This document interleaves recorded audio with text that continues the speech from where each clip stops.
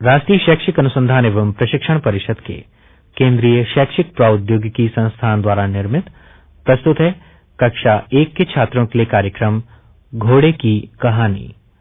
आलेख हृदय नारायण सेठ का है और इसे प्रस्तुत कर रहे हैं अजीत गुप्ता।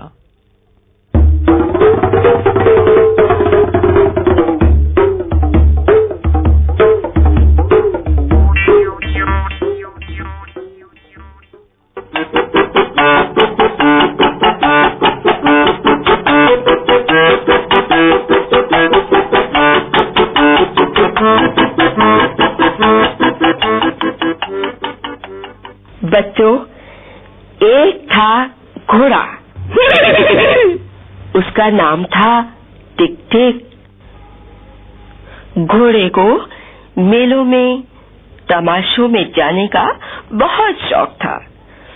उसके गांव के आसपास कोई मेला आता, तमाशा होता, बस वो खूब मटकने लगता और गाने लगता। मैं तो घुंघरू पहन कर नाचूंगा, मैं तो घुंघरू पहन कर नाचूंगा, मैं तो ठुमक ठुमक कर नाचूंगा, मैं तो ठुमक ठुमक कर नाचूंगा, मैं तो मेले में भी जाऊंगा, मैं तो मेले में भी जाऊंगा, मैं तो घुंघरू पहन कर, मैं तो घुंघरू पहन कर, हा हा हा हा, मैं तो घुंघरू पहन कर ला। तो एक बार की बात है, किसी गांव में मेला आया।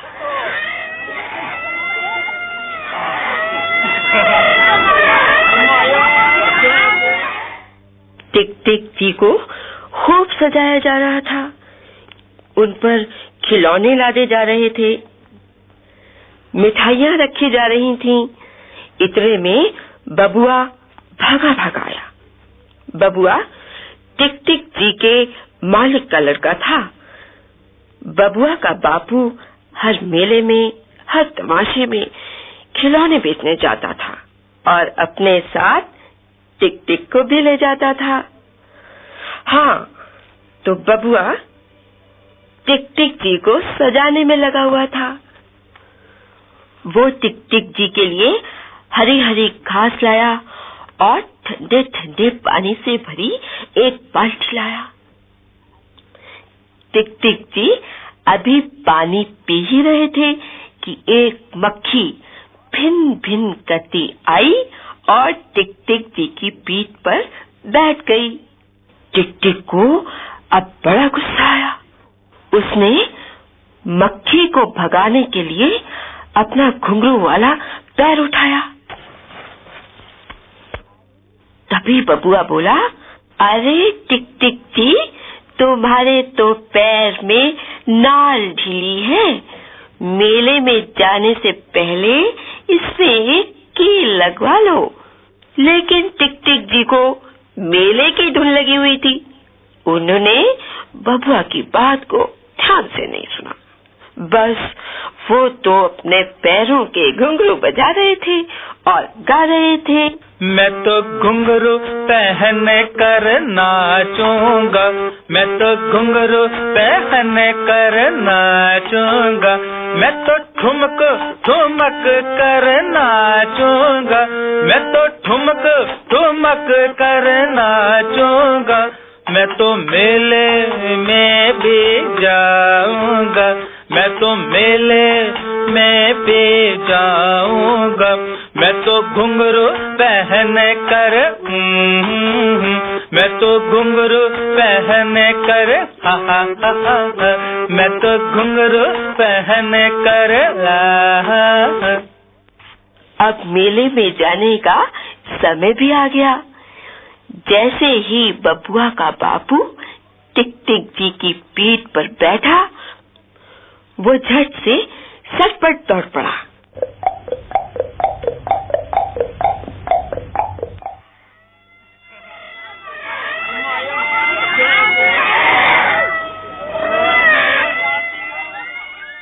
दिन भर मेले में खूब रौनक रही। टिक टिक ने भी मेले की खूब सैर की। अब शाम होने लगी और लोग अपने अपने घरों को जाने लगे। बबुआ के बापू ने भी अपना सामान बांधना शुरू कर दिया और चलने की तैयारी शुरू कर दी। खैर, पहले तो टिक टिक जी कुछ देर मटकते मटकते चले।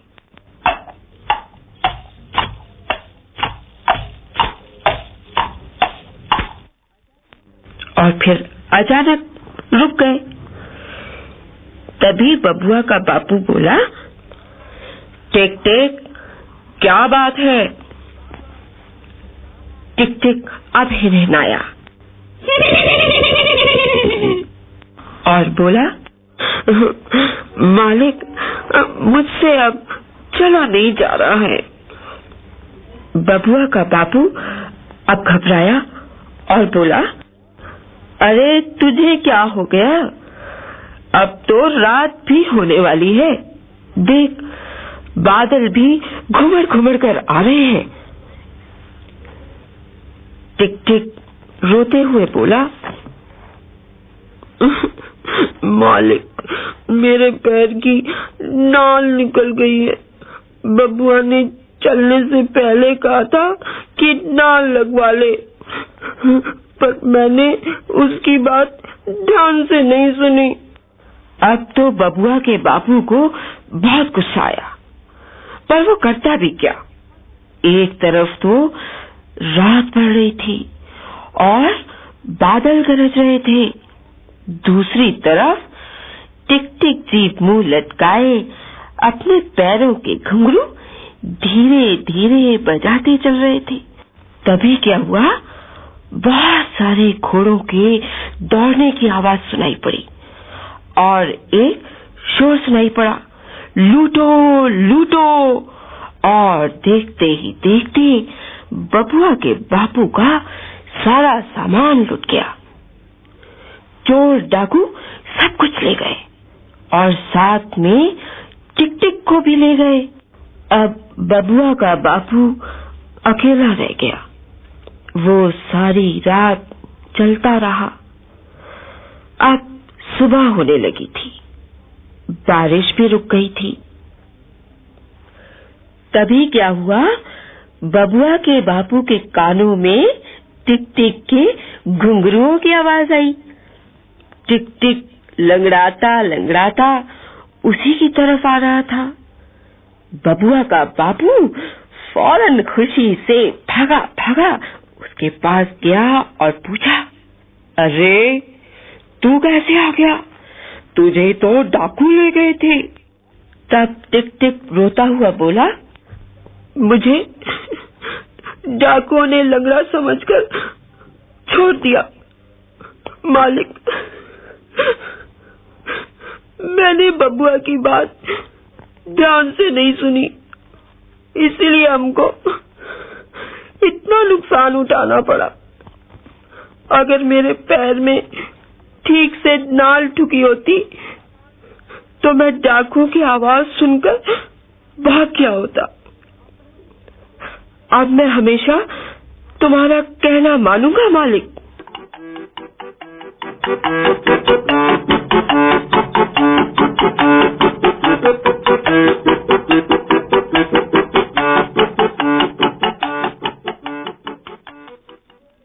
बच्चों, ये तो थी टिक टिक घोड़े की कहानी। अब टिक टिक घोड़े का एक खेल हो जाए तो कैसा रहेगा? हाँ, ये जो खेल है ये हम क्लास में ही खेलेंगे। क्यों, ठीक रहेगा ना? गुरुजी, आज आपने सभी बच्चों को गोल घेरे में तो बिठाया ही होगा। हाँ, तो अब सभी बच्चे एक गोल घेरे में बैठ जाएं। हाँ, शाबाश, जल्दी जल्दी करो।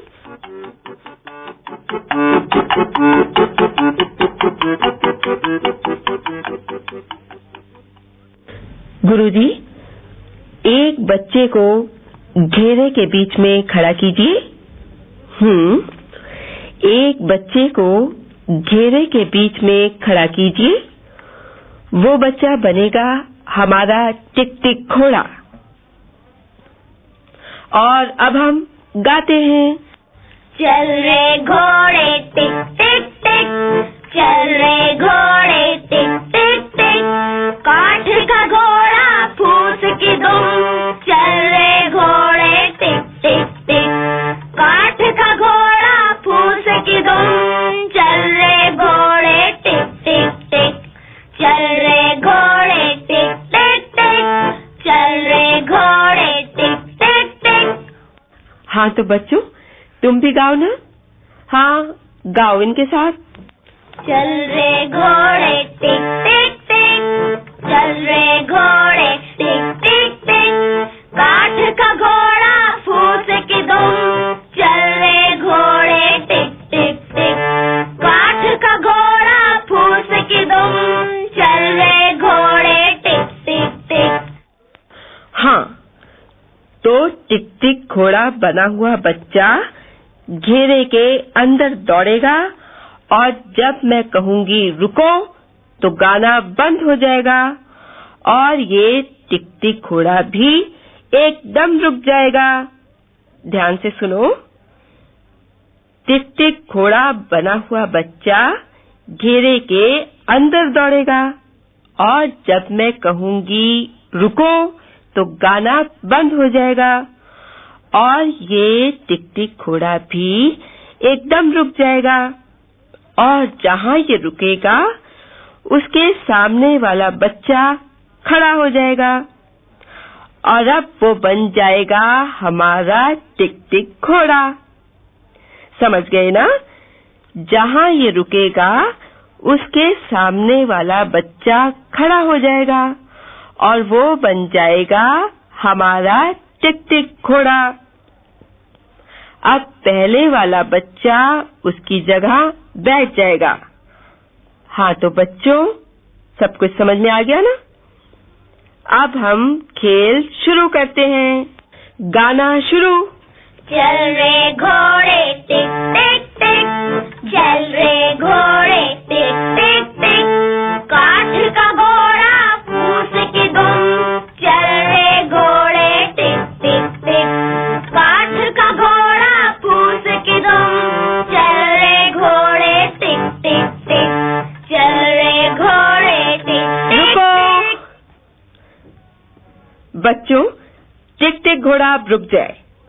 अच्छा, तो वो वाला बच्चा खड़ा हो जाए जहां पर हमारा टिक टिक घोड़ा रुका है और वो घेरे के बीच में आ जाए।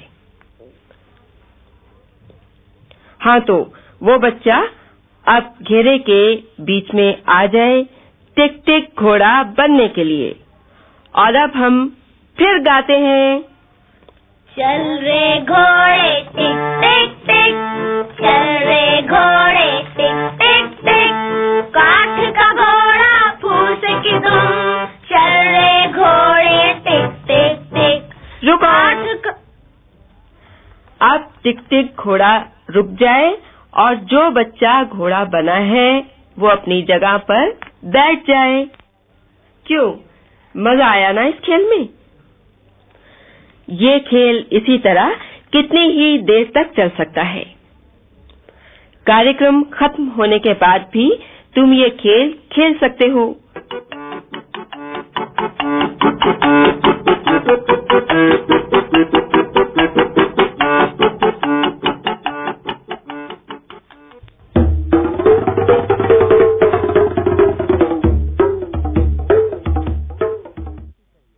प्रस्तुति सहयोग रमेश रानी शर्मा। कैसेट संकलन रमेश रानी शर्मा एवं वंदना निगम।